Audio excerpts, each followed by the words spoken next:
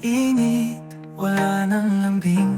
Ang yakap mo'y parang paalam na rin.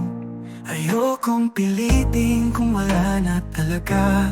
Masakit man, mas mahalaga ang dignidad at kapayapaan ng dalawa. Kaya lumayo na lang ako ng tahimik. Hindi dahil ayaw, kundi dahil wala na marinig. Wala nang salitang kayang magbalik yung damdaming unti-unting nanahimik.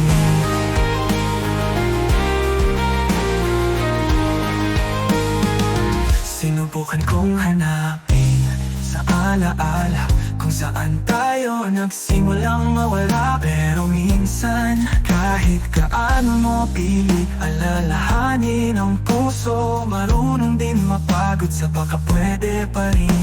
Hindi ko na hinihingi ang paliwanag, sapat na ang katahimikan bilang wakas. Lumayo na lang ako ng tahimik, hindi para sumuko kundi para magpagaling.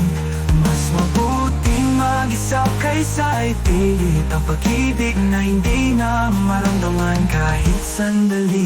Ilang respeto sa'yong hindi na makatingin. Ako na lang ang lalayo, ako na lang ang naalis. Dahil kung ako pa ang hahawak, baka tuluyan kong sirain ang tinakayang ayusin. Kaya lumayo na lang ako ng tahimik. Hintit ang sakit, pero buo pa rin ang pag-ibig. Dahil minsan ang tunay na respeto